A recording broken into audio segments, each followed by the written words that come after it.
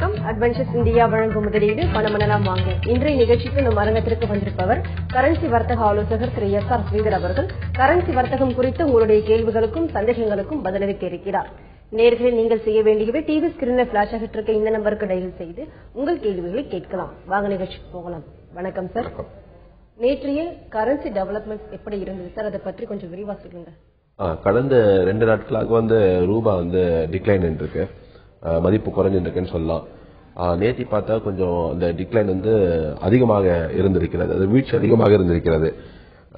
Dollar நேற்று 62.05 என்ற லெவல்ல க்ளோஸ் ஆச்சு. அதுக்கு முந்தினம் 61.48 க்ளோஸ் ஆச்சு. கிட்டத்தட்ட 57 பைசே டாலர் வேல்யூ இருந்தது, ரூபி டிக்ளைன் இருந்தது. அதே மாதிரி யூரோ ஐஎன்ஆர் கூட 85.40 க்ளோஸ் ஆச்சு நேற்று. அதுக்கு முன்தினம் 84.62 என்ற லெவல்ல க்ளோஸ் ஆயிருந்தது.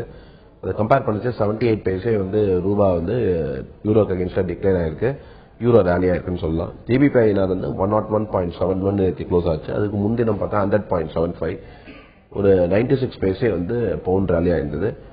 ஜாப்பனீஸ் என் ஐஎன்ஆர் பொறுத்த வரைக்கும் 60.39 லெவல்ல க்ளோஸ் ஆச்சு நேற்று. அதுக்கு முன்தினம் 60.04, ஸோ 35 பைசே ஜாப்பனீஸ் என் ரேலியா இருந்தது. இதெல்லாம் பார்க்கறது கிட்டத்தட்ட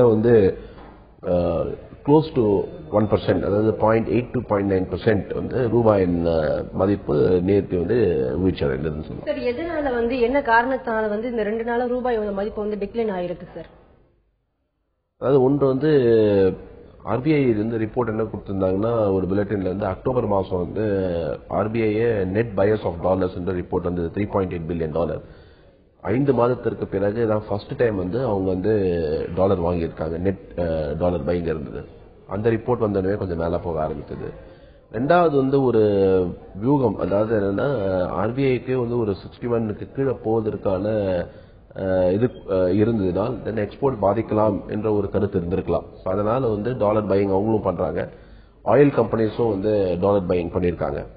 இந்த காரணத்தினால கொஞ்சம் டிக்ளைன் லோ லெவல்ஸா இருக்கவே இம்போர்ட்டர்ஸும் கவர் பண்ணியிருக்காங்க, அண்ட் எக்ஸ்போர்ட்டர்ஸ் நேற்று விற்கல, அவ்வளவு விற்கல. ஸோ அதனால இந்த 4 காரணங்கள்னால ரூபாயின் மதிப்பு. அதோட இல்லாம ஒரு 2 நாட்களா பார்த்தா ஈக்விட்டி மார்க்கெட்ஸும் கொஞ்சம் டிக்ளைன்ல இருக்கு. திங்கட்கிழமை இன்னைக்கு இந்த ஸ்டேட் எலெக்ஷன் ரிசல்ட்ஸ்லாம் வந்த பிறகு ஈக்விட்டி மார்க்கெட்ஸ் அதிகமாக இருந்தது. முதல் ஓபனிங்லேயே ரொம்ப புல்லிஷாக இருந்தது. ஆனால் ப்ராஃபிட் டேக்கிங்னால கடந்த 2 நாட்களாக குறைந்திருக்கிறது. அதோட இல்லாம நம்ம இந்த ஃபெட் பாலிசி மீட்டிங் இப்போ இருக்கிறது.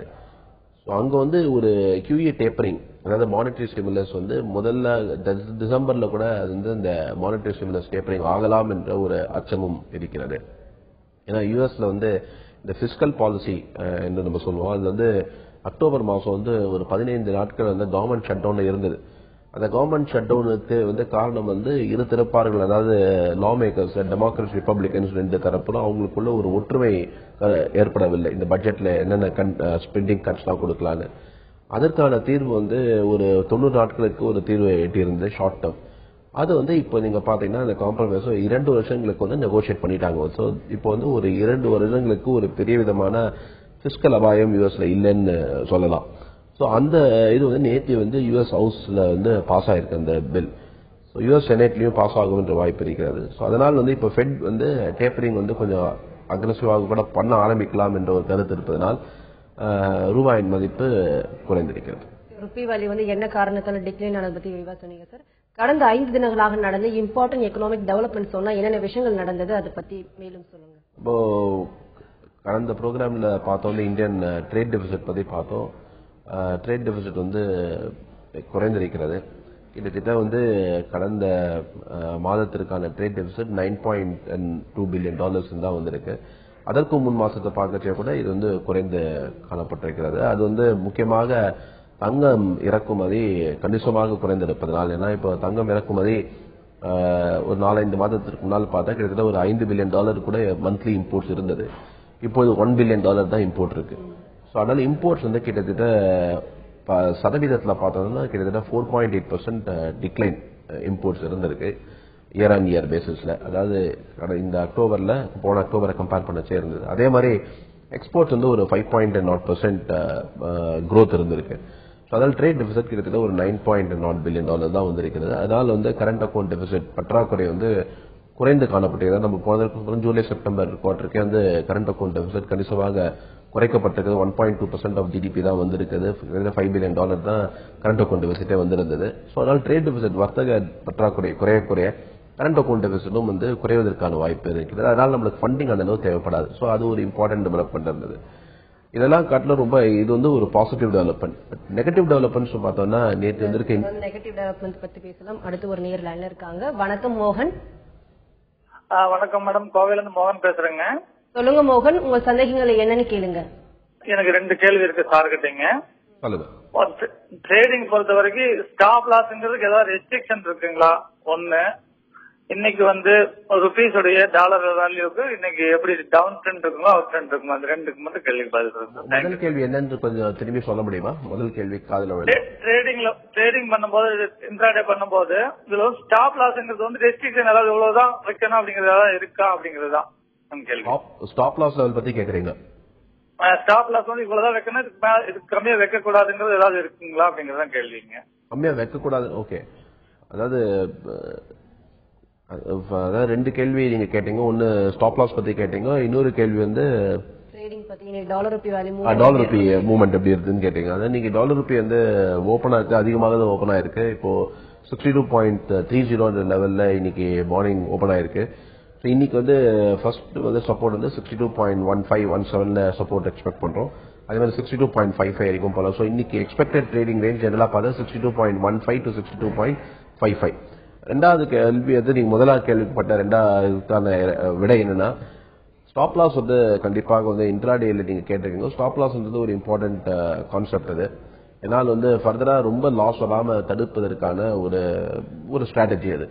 அதனால அது வந்து எந்த லெவல்ல போடுறதுன்றது வேரியஸ் ஃபார்ம்ஸ் இருக்கு. ஒன்னு மானிட்டரி ஸ்டாப் லாஸ் ஒன்று போடுவாங்க, இன்னொன்று வந்து சார்ட்டை பார்த்து ஸ்டாப் லாஸ் போடக்கூடியது என்பது ஒன்று. ஸோ நீங்க வந்து ஆவரேஜா வந்து எவ்வளவு ப்ராஃபிட் வந்து நீங்க ட்ரேட்ல எடுக்கிறீங்க, கண்டிப்பா நீங்க ஒரு 10 ட்ரேட் பண்ணீங்கன்னா ஒரு 7 ட்ரேட் ப்ராஃபிட் பண்ணிருக்கீங்க. அந்த 7 ட்ரேட்ல சராசரி ஆவரேஜா 10 பைசா ப்ராஃபிட் எடுக்கிறீங்கன்னா உங்களோட ஸ்டாப் லாஸ் வந்து ஜெனரலா லாஸ் வர ட்ரேடுக்கு 10 பைசாக்கு மேல இருக்கக்கூடாது. So that is a general concept. So அது மானிட்டரி ஸ்டாப் லாஸ் சொல்லுவோம். அதே மாதிரி சார்ட் பேசிஸ் பார்த்து அது தகுந்த ஸ்டாப் லாஸ் பண்றவங்களும் இருக்காங்க. ஸோ இந்த 2 விஷயத்துல இருந்து எது வேணா நீங்க எம்ப்ளாய் பண்ணிக்கலாம். நீங்க வந்து கோவையில இருக்கிறதுனால இப்போ நிச்சயமா அந்த பக்கம் ஏதாவது ஒரு ப்ரோக்ராம் இருந்தா உங்களுக்கு கண்டிப்பா இன்வைட் பண்றோம். சென்னையில நம்ம ஆபீஸ்ல வந்து வர சனிக்கிழமை இன்னைக்கு மார்னிங் 9 o'clock 11 o'clock ப்ரோக்ராம் இருக்கு. உங்களால கலந்துக்க முடிஞ்சா நீங்க கண்டிப்பாக வந்து கலந்துக்கணும்னு வேண்டிங்க. சார், அந்த நேயர் வரதுக்கு முன்னாடி கேட்டுட்டு இருந்தோம். லாஸ்ட் வீக் வந்து இம்பார்ட்டன்ட் எக்கனாமிக் டெவலப்மெண்ட் பத்தி சொல்லிட்டு இருந்தீங்க. பாசிட்டிவ் டெவலப்மெண்ட் பத்தி சொன்னீங்க. நெகட்டிவ் டெவலப்மெண்ட் பத்தி என்ன நடந்தது சார்? நெகட்டிவ் டெவலப்மெண்ட்ஸ் வந்து நேற்று வந்திருக்க industrial production data as well as inflation data. Inflation data ஏற்கனவே வந்து அதிகமாக உயர்ந்து கொண்டே இருக்க சமயத்துல இன்னும் ஒரு ஷாக்கிங்கா வந்திருக்கு. ஏன்னா அக்டோபர் மாசமே இன்ஃபிளேஷன் டேட்டா வந்து 10.17% வந்தது. இப்போ இருக்க இன்ஃபிளேஷன் டேட்டா வந்து 11.24% வந்திருக்கு. இன்னும் கூட அதிகமாக இருந்திருக்கிறது. ரீட்டைல் ஃபுட் இன்ஃபிளேஷன் வந்து 14.27% வந்திருக்கு. அதாவது இப்போ அதுக்கு முன் மாசம் 12.56 தான் இருந்தது. அதுவே அதிகம்னு சொல்லிட்டு 14.27% ஃப்ரூட்ஸ், வெஜிடபிள், சீரியல்ஸ், பல்சஸ் என்று பலவிதமான பொருட்களோட விலை, காய்கறி விலையிலிருந்து பழ விலைக்குலேருந்து பருப்பு விலைக்குலேருந்து ஆயில் இருந்து எல்லாருமே விலை அதிகரித்திருக்கிறது என்பது பிரதிபலிக்கிறது. அது ஒன்று. இரண்டாவது வந்து இப்போ industrial production data. Industrial production data வந்து 1.8% குறைந்திருக்கிறது. அதாவது அக்டோபர் மாசத்துக்கு வந்திருக்கு இண்டஸ்ட்ரியல் ப்ரொடக்ஷன் டேட்டா 1.8% ஷ்ரிங்க் ஆயிருக்கு. அதுக்கு முன் மாசம் பார்த்தா செப்டம்பர்ல 2% growth இருந்திருக்கு. இது மிகவும் கவலைக்கான ஒரு இடம். ஏன்னா வந்து ஜிடிபி growth அப்பனா பாட்டம் அவுட் ஆகவில்லை என்பதை இது ஊர்ஜிதமாக்கிறது.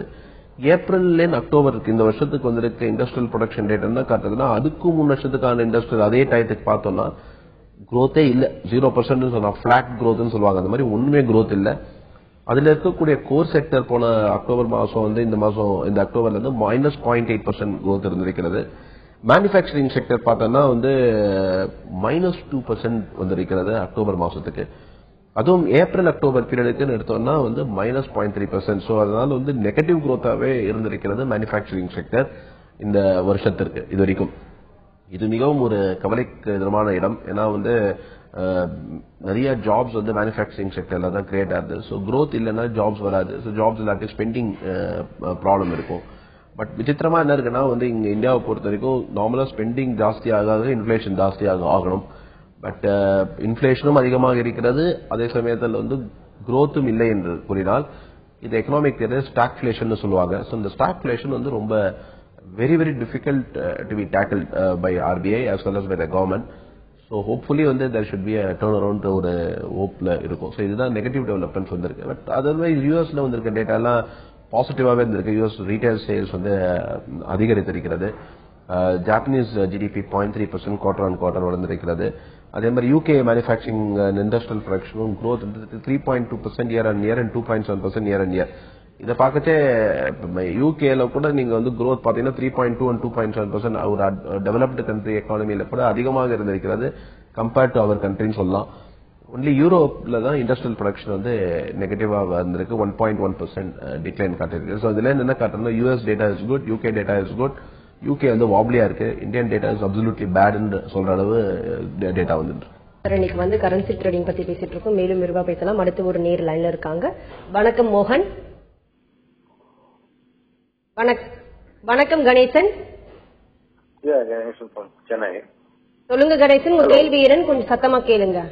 ஓகே, இப்போ கரன்சி வந்து எதை பேஸ்ட் மெயின் டேட்டா, இப்போ ஃபார் எக்ஸாம்பிள் க்ரூட் ஆயில் தான் main important for currency decide பண்ணுது இல்லையா?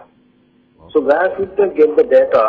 இந்த oil price, crude oil price டேட்டாவை நாங்க எங்க ஏர்லி மார்னிங் எடுக்க முடியும்? ஏன்னா கவர்மெண்ட் இம்போர்ட் பண்ண க்ரூட் ஆயில பர் மந்த்துக்கே இவ்வளவு பிக்ஸ் பண்ணிடுறாங்க. பட் டெய்லி வந்து கரன்சி பிளக்சுவேஷன் பேஸ் பண்ணி பார்க்கல, ஆயில் பிரைஸ் ஏறிடுச்சு, ஆயில் பிரைஸ் இறங்கிடுச்சுன்னு சொல்லி இது ஒரு ரூமரா வந்து நிற்குது. ஸோ க்ரூட் ஆயில் பிரைஸ் டேட்டாவை ஃபர்ஸ்ட் ஏர்லி மார்னிங், இப்போ கவர்மெண்ட் இப்போ ஆர்பிஐ பார்த்தீங்கன்னா கரன்சி இந்த ரேட் தான். ஃபார் எக்ஸாம்பிள் டுடே 62.40 பிக்ஸ் பண்றாங்க. பட் அப்பார்ட் ஃப்ரம் கரன்சி வந்து வேரி ஆகினே இருக்கு. 1 ரூபி 2 rupees இங்க ஆன்லைன் மார்க்கெட்ல ஓடினே இருக்கு. ஸோ இந்த டேட்டாஸ்லாம் வந்து ஃபர்ஸ்ட் க்ரூட் ஆயில் டேட்டா நான் எங்க எடுக்க முடியும்? இன்னைக்கு வந்து க்ரூட் ஆயில் எங்க இம்போர்ட் பண்றது இந்த பிரைஸ் தான் அப்படின்னு நான் எங்க இருந்து வாங்க முடியும்? ஓகே, அதாவது டேட்டா வந்து நீங்க கேட்கிற டேட்டா இப்போ வந்து மந்த்லி ட்ரேட் டேட்டால வரும். உங்களுக்கு வந்து கவர்மெண்ட் எந்த வெப்சைட்ஸ் நீங்க போட்டாலும் வந்து government websites, particularly commerce ministry வெப்சைட்ல நீங்க போட்டீங்கன்னா உங்களுக்கு வந்து ஓவரால் கம்போசிஷன், ஈவன் இப்போ ஆர்பிஐல கூட மந்த்லி புல்லட்டின் கொடுக்குறாங்க. அந்த மந்த்லி புல்லட்டின்ல பாத்தீங்கன்னா வந்து மர்கண்டைஸ் இம்போர்ட்ஸ் எவ்வளோ, எக்ஸ்போர்ட்ஸ் எவ்வளோன்ற டேட்டா இருக்கும். அதே மாதிரி காமர்ஸ் மினிஸ்ட்ரி வெப்சைட்ல போனீங்கன்னா என்ன கம்போசிஷன் இந்த மாதிரி இருக்கு அப்படின்ற மாதிரி உங்களுக்கு கிடைக்கும். பட் ஆனா வந்து க்ரூட் ஆயில் ஓவராலா நீங்க அப்ராக்சிமேட்லா இந்தியா இம்போர்ட்ஸ் வந்து $485 to $500 billion எடுத்துக்கோங்களா. அப்ராக்சிமேட்டா கிட்டத்தட்ட க்ரூட் ஆயில் இம்போர்ட்ஸ் வந்து கிட்டத்தட்ட 33% இருக்கு. ஸோ $150 billion இம்போர்ட்ஸ் இருக்கு. இதுல வந்து க்ரூட் ஆயில் அதுக்கு நீங்க வந்து தினமும் இருக்க மூவ்மெண்ட் எல்லாம் வந்து இன்னைக்கு க்ரூட் ஆயில் இவ்வளவு இம்போர்ட் பண்ணாங்களா, இன்னைக்கு க்ரூட் ஆயில் பிரைஸ் இவ்வளவா அப்படின்ற மாதிரி தினத்துக்கான ஸ்டாட்டிஸ்டிக்ஸ் எல்லாம் பப்ளிஷ் ஆகாது. தினத்துக்கான இவ்வளவு வந்திருக்கும், அதனால ரூபாயின் மதிப்பு அதிகரித்ததோ குறைச்சதோ அந்த மாதிரி எல்லாம் காலிபிரேட் பண்ண முடியாது. ஓவராலா வந்து நீங்க பாத்தீங்கன்னா இப்போ ஒரு க்ரூட் ஆயில் இப்போ முன்னாள் $92 இருந்ததா, இப்போ $98 இருக்கா, அப்போ வந்து இன்க்ரீஸ் இன் பிரைஸ் இருக்கா, அப்போ ஓவரால் டிமாண்ட் வந்து இந்தியாவில் இன்க்ரீஸ் ஆயிருக்கா, அப்படின்னா வந்து ரூபாயின் மதிப்பு பாதிக்கப்படலாம் அப்படின்றது ஒரு ஓவரால் கருத்து எடுத்துக்கணும். அதே மாதிரி ரொம்ப குறைஞ்சதுன்னா வந்து இதுக்கு ஒரு பாசிட்டிவ் இம்பாக்ட் இருக்கலாம் என்று எடுத்துக்கொள்ளலாம். ஸோ அந்த மாதிரி தான் எடுத்துக்க முடியுமே தவிர டெய்லி கோரிலேஷன் நீங்க பார்க்கக்கூடாது. ஒன்று. ரெண்டாவது வந்து இப்போ க்ரூட் ஆயில் கம்பெனிஸ் வந்து, அதாவது ஆயில் ரிஃபைனர்ஸ், அதே மாதிரி பிரைவேட் கம்பெனி ஆயில் ரிஃபைனர்ஸ், அவங்க எப்போ வாங்குவான்னு யாருக்கும் தெரியாது. இப்போ இன்னைக்கு தான் அவங்களுக்கு வந்து இம்போர்ட் டாலர் ரெக்வயர்மெண்ட் இருக்கு அப்படின்றது தான் அவங்களோட பிளானிங் வந்து ஜெனரல் மார்க்கெட்டுக்கு எப்படி தெரியும்? அது தெரியாது. ஸோ இது போஸ்ட் ஃபேக்டோவா தான் இன்னைக்கு மார்க்கெட் மூவ் ஆச்சுன்னா எல்லாரும் சொல்லுவாங்க இன்னைக்கு வந்து ஆயில் கம்பெனிஸ் வந்து வாங்கினாங்கன்னா அது வாங்கினதுக்கு அப்புறம் தான் அது மூவ் ஆகுது. ஸோ அதனால அது சொல்றாங்க. ஆனா இன்னைக்கு வாங்குவாங்களா வாங்க மாட்டாங்களான்னு யாருக்கும் தெரியாது. ஸோ அதனால வந்து அதை வைத்துக்கொண்டு நம்ம பண்ண முடியாது. ஓவராலா வந்து ஆர்பிஐ பாலிசி எப்படி இருக்கு, ஓவரால் க்ரூட் ஆயில் இம்போர்ட்ஸ் எப்படி இருக்கு, ஓவரால் இந்தியன் எக்ஸ்போர்ட்ஸ் இப்போ எப்படி இருக்கு, கரண்ட் அக்கௌண்ட் டெபிசிட் குறையறதா, இந்த மாதிரிலாம் பார்த்து ஓவரால் ஒப்பீனியன் நீங்க வந்து ஒரு பர்டிகுலர் பீரியடுக்கு இந்த ரேஞ்ச் பார்க்கலாம் அப்படின்றத நீங்க பிளான் பண்ண முடியும். தினத்துக்கான இன்ட்ராடே மூவ்மெண்ட்டுக்கெல்லாம் வந்து நீங்க வந்து ஒரு மார்க்கெட் வந்து ஏதோ டிமாண்ட் சப்ளைனால தான் மூவ் ஆகுது. பட் அதை வந்து நீங்க ரொம்ப ஸ்பெகுலேட் பண்ணக்கூடாது. நாளைக்கு மார்க்கெட் மேல போகுமா, நாளைக்கு கீழே வருமா அப்படின்றது ஸ்பெகுலேட் பண்ண முடியாது. பட் எந்த டைரக்ஷன்ல போகுதோ அது தகுந்த மாதிரி you can do your trading. Sir, அடுத்த வாரம் வரக்கூடிய இம்பார்ட்டன்ட் இந்தியன் டேட்டா சொன்னா என்னென்ன விஷயங்கள் வரப்போகுது, நடக்க கூட போகுது சார்? இம்பார்ட்டன்ட் டேட்டா வந்து திங்கட்கிழமை அன்று ஹோல்சேல் பிரைஸ் இன்ஃபிளேஷன், அதாவது பணவீக்கம் வர இருக்கிறது. இப்போ நேற்று வந்து கன்சூமர் பிரைஸ் இன்ஃபிளேஷன் வந்து விட்டது. இப்போ வந்து ஹோல்சேல் பிரைஸ் இண்டெக்ஸ் இருக்கு. ஸோ இதுல வந்து கோர்ஸ் இன்ஃபிளேஷன் எப்படி இருக்கு அப்படின்றது, மேனுஃபேக்சரிங் இன்ஃபிளேஷன் என்பது வந்து ஆர்பிஐ பார்ப்பாங்க. ஏன்னா இப்போ வந்து நேற்று கூட இந்த டேட்டா எல்லாம் ரிலீஸ் ஆனதுக்கப்புறம் ஆர்பிஐ கவர்னர் ரகுராம் ராஜன் அவர்கள் சொல்லியிருக்க ஒரே டேட்டா வச்சு நாங்கள் பாலிசி காலிபிரேட் பண்ண மாட்டோம், இண்டஸ்ட்ரியல் ப்ரொடக்ஷன் பார்த்திருக்கோம், அதோட இம்பார்ட்டன்ட் காம்பனன்ட்ஸ் என்னன்றதையும் பார்ப்போம். அதே மாதிரி சிபிஐ டேட்டாவை அனலைஸ் பண்ணுவோம், WPI இன்ஃபிளேஷன் டேட்டாவை அனலைஸ் பண்ணுவோம். ஸோ ஹோலிஸ்டிக்கா ஒரு வியூ எடுப்போம். பட் ஆனால் ஏற்கனவே வந்திருக்க டேட்டா கவலைக்கிடமாக இருக்கிறதுன்னு சொல்லியிருக்கேன். இப்போ WPI இன்ஃபிளேஷன் பார்த்தோம்னா ஜாஸ்தி தான் இருக்கும். ஏன்னா சிபிஐ இன்ஃபிளேஷன் அதிகமாக இருப்பதால் WPI inflation should be higher. So இப்போ 5 மாதங்களாக இப்போ திரும்பி WPI இன்ஃபிளேஷன் உயர்ந்து கொண்டே வருகிறது. இப்போ 7% வந்துவிட்டது. இது அபோவ் த comfort level. So anything above த கம்ஃபர்ட் லெவல் RBI இதுன்னு வரும்போது நார்மலா ரிப்போ ரேட் இன்க்ரீஸ் பண்ணப்பட வேண்டும். ஸோ அதுக்கு மீட்டிங் டிசம்பர் 18 RBI மீட்டிங் இருக்கு. ஸோ கண்டிப்பாக இந்த ஒரு ரிப்போ ரேட் ஹைக் இருக்கும் என்று எதிர்பார்க்கப்படுகிறது. ஸோ அதனால என்ன ஆகுதுன்னா இப்போ ஏற்கனவே இப்போ இண்டஸ்ட்ரி சேம்பர்ஸ் என்ன கேட்கறாங்கன்னா அசோசியேஷன்ஸ்லாம் இண்டஸ்ட்ரி ரேட்டை குறைக்கணும், இண்டஸ்ட்ரியல் ப்ரொடக்ஷன் டேட்டா ரொம்ப கவலைக்கிடமாக இருப்பது, மோசமாக இருக்கிறது. அதனால இன்ட்ரெஸ்ட் ரேட்டை குறைத்தால்தான் எங்களுக்கு ப்ராஃபிட்டபிலிட்டி இன்க்ரீஸ் ஆகும், இன்வெஸ்ட்மெண்ட்ஸ் அதிகமாகும் என்று கூறியிருக்கிறார்கள். பட் இன்ஃபிளேஷன் அதிகமாக இருந்தால் RBI-யால இன்ட்ரெஸ்ட் ரேட் ஹைக் பண்ணுவதை தவிர வேறு எதுவும் செய்ய முடியாது. ஸோ அதனால இப்போ டிசம்பர் மாதம் இன்னொரு expected interest rate hike expect பண்ணலாம். ஃபர்தரா வர டேட்டாவை பொறுத்து ஜனவரி பிப்ரவரியில் என்ன பண்ணுவாங்க பார்க்கணும். ஸோ அதனால இது இம்பார்ட்டன்ட் ஈவெண்ட். இன்னைக்கு கரன்சி ட்ரேடிங் பத்தி பேசிட்டு இருக்கோம், தொடர்ந்து பேசலாம். ஒரு நேர் லைன்ல இருக்காங்க. வணக்கம் ராமஜெயம். வணக்கம். சொல்லுங்க ராமஜெயம், கரன்சி ட்ரேடிங் குறித்த உங்கள் சந்தேகங்களை கொஞ்சம் சத்தமா கேளுங்க. அந்த நேர் தொடர்புல இல்ல சார். நம்ம பிரேக் முன்னாடி பேசிட்டு இருந்தோம், நெக்ஸ்ட் வீக் இம்பார்ட்டன்ட் டெவலப்மெண்ட் பத்தி பேசிட்டு அதை பேசுறதுக்கு முன்னாடி இன்னைக்கு இன்ட்ராடே ட்ரேடிங் அட்வைஸ் சொன்னா என்ன சொல்வீங்க சார்? இன்னைக்கு டாலர் ஹையரா தான் ஓபன் ஆயிருக்கு, 62.13 லெவல் ஓபன் ஆயிருக்கு. ஸோ இன்னைக்கு எக்ஸ்பெக்டட் ரேஞ்ச் 62.15 to 62.55. ஸோ அதனால 62.15 வந்தால் வாங்கலாம், 62.55 விற்கலாம். யூரோ ஐநாரை பொறுத்த வரைக்கும் இன்னைக்கு ஓபன் 85.65. இது எக்ஸ்பெக்டட் ரேஞ்ச் 85.50 to 85.95. ஸோ 85.50 வாங்கலாம், 85.95 விற்கலாம். 101.86 GBP ஓபன் ஆயிருக்கு. Expected range 101.35 to 102.05. 101.35 வாங்கலாம், 102.05 விற்கலாம். என்ன ஐநார் 60.11 அது கொஞ்சம் வீக்கனா இருக்கு. ஏன்னா டாலர் ஐநார் இப்போ ஆல்மோஸ்ட் 3 இயர்ஸ் ஹைல போகுது. இன்னைக்கு எக்ஸ்பெக்டட் ரேஞ்ச் 59.80 to 60.24. அதையும் விற்கலாம் with 60.25 as a stop loss. Intraday trading அட்வைஸ்ல எக்ஸ்பெக்டட் ரேஞ்ச் பத்தி சொன்னீங்க. ஹெட்ஜிங் அட்வைஸ் சொன்னா என்ன சொல்வீங்க சார்? ஹெட்ஜிங் அட்வைஸ் இப்போ கொஞ்சம் ரேஞ்ச் பவுண்டா தான் இருக்கு. ஏன்னா மார்க்கெட் பார்த்தோம்னா 61 கீழேயும் போகல. நம்ம ரொம்ப நாளா சொல்லிட்டு இருக்கோம் டாலர் ரூபி 61-64 ரேஞ்ச், 60-64 ரேஞ்ச். இப்போ பார்த்தாலும் 61 கீழே போகல. ஸோ அதனால இம்போர்ட்டர்ஸ் டெஃபினட்டா கீழே டிப்ஸ்ல எல்லாம் ஹெட்ஜ் பண்ணிக்கலாம்னு நம்ம சொல்லியிருந்தோம், பண்ணிடலாம். இப்போ எக்ஸ்போர்ட்டர்ஸ்க்கும் ஒரு வாய்ப்பு இருக்கு. ஏன்னா இன்னைக்கு ஸ்பாட்டே 62 மேல வந்திருக்கிறது. ஸோ இன்னும் கொஞ்சம் அட்வான்ஸ் ஆச்சுன்னா 6250 60 லெவல்ஸ்லேருந்து 6350 வரைக்கும் ஐ திங்க் ஸ்லோவா ஃபேஸ் அவுட் பண்ணி அந்த இடத்துல நெக்ஸ்ட் 1 or 2 months ஹெட்ஜிங் செஞ்சுக்கலாம் எக்ஸ்போர்ட்டர்ஸ். மேலும் பேசலாம் சார். ஒரு நேர் லைன்ல இருக்காங்க. வணக்கம் ராமஜிகம். வணக்கம் மேடம். சொல்லுங்க ராமஜிகம், உங்க கேள்வி என்னன்னு கேளுங்க. சார் மேடம், இந்த கரன்சில கரெக்டா பர்டிகுலரா அக்யூரஸியா இந்த ஸ்டாப் லாஸ் வைக்கிறது பத்தி டீடைல்ஸ் செய்யணும் sir. Okay, accurate stop loss அதாவது எல்லாருக்குமே அதுதான் ஒரு ஆசை. அதாவது கரெக்டா எல்லாமே தெரிஞ்சுக்கணும், எல்லாம் பண்ணணும்னு. நம்ம ஒன்னே புரிஞ்சுக்கலாம். அதாவது மார்க்கெட்ன்றது எவ்வளவுதான் நம்ம இது பண்ணாலும் 10 தடவையில ஒரு 2 தடவை அந்த எவ்வளவு அக்யூரேட் நம்ம ஸ்டாப் லாஸ் சொல்றப்போ கூட அது அக்யூரேட்டா இல்லாம இருக்கும். ஏன்னா அதுதான் the beauty of the market. So that is the characteristic of the market. So அதனால we should first நம்ம அதை reconcile பண்ணிக்கிறோம். ஏதாவது சில சமயத்துல தப்பு வரலாம், அது தவிர்க்கப்படாத ஒரு விஷயம் இருந்தது. இன்னொன்னு என்ன ஸ்டாப் லாஸ் வைக்கக்கூடாது. நம்ம இப்பதான் சொல்லியிருந்தோம், அதாவது மானிட்டரி ஸ்டாப் லாஸா வைத்துக்கொள்ளலாம். ஏதோ ஒரு பொசிஷன் நீங்க எடுக்கிறீங்க, இப்போ நம்ம சொன்னோம் 62.15 இன்னைக்கு டாலர் ஐநார்ல ஒரு சப்போர்ட் அப்படின்னு. அப்ப அப்படின்னா நெக்ஸ்ட் லெவல் ஆஃப் சப்போர்ட் என்னன்னு நீங்க பாத்துக்கலாம். நெக்ஸ்ட் லெவல் ஆஃப் சப்போர்ட் நீங்க எடுத்தீங்கன்னா நேத்தி க்ளோஸ் 62.05. இப்போ இந்த 62.15 நீங்க வாங்குறீங்கன்னா நேத்தி க்ளோஸ் 62.05 வச்சுக்கோங்களேன், 10 பைசா டிஃபரன்ஸ் இருக்கு. ஸோ இந்த 62.05க்கு கீழே ஒரு ஃபியூ மினிட்ஸ் ஸ்டே பண்ணா அதை ஸ்டாப் லாஸா ட்ரிகர் பண்ணிக்கலாம் நீங்க. ஒன்னு. ரெண்டாவது நீங்க ஆவரேஜா நம்ம ஒரு 10 ட்ரேட் பண்ணிச்சு, ஒரு 7 ட்ரேட் ப்ராஃபிட் இருக்கு. நீங்க எடுக்கக்கூடிய ப்ராஃபிட் ஆவரேஜா 10 பைசா ப்ராஃபிட் எடுக்கிறீங்க அப்படின்னா then your loss should also not exceed 10 paise. அதான் நீங்க ஏன்னா உங்களுக்கு 10 paise ப்ராஃபிட் இருந்தா brokerage எல்லாம் போயிடும். சோ அதனால நீங்க நிச்சயமா 10 பைசாக்குள்ளேயே தான் நீங்க ஸ்டாப் லாஸ் வைக்கணும். அப்படி இல்லாட்டி நீங்க ஆவரேஜா அந்த ப்ராஃபிட் ஒரு 12 பைசா 14 பைசா நீங்க ப்ராஃபிட் பண்ணணும், 10 பைசா ஸ்டாப் லாஸ் இருக்கு. சோ மானிட்டரியா நீங்க ஒரு 10 பைசா ஸ்டாப் லாஸ் வைத்துக்கொண்டு ட்ரேட் செய்யலாம். சோ இந்த ஸ்டாப் லாஸ் கான்செப்ட் எதர் இம்பார்ட்டன்ட் சப்போர்ட் ரெசிஸ்டன்ஸ் தெரிந்து நம்ம என்னத்துல பண்றோமோ அதுக்கான நெக்ஸ்ட் இம்பார்ட்டன்ட் சப்போர்ட் பைக்கும் அதுக்கு மேல இருக்க ரெசிஸ்டன்ஸ் வந்து செல் ஸ்டாப் லாஸ் யூஸ் பண்ணிக்கணும் or monetary stop loss use பண்ணணும். சார், டிசம்பர் 18th வந்து ஆர்பிஐ மீட்டிங் வந்து வரப்போகுது. அதனுடைய இம்பார்ட்டன்ஸ் முக்கியத்துவம் என்ன சார், அதை பத்தி சொல்லுங்க. அது இப்போ கடந்த மீட்டிங் நவம்பர்ல இருந்ததுக்கப்புறம் வந்து 2 டேட்டா வந்து industrial production data 2 inflation data வந்து விட்டது. அது போன மாசம் நவம்பர் மாசமும் டேட்டா வந்துருது, டிசம்பர் மாசமும் டேட்டா வந்துருது.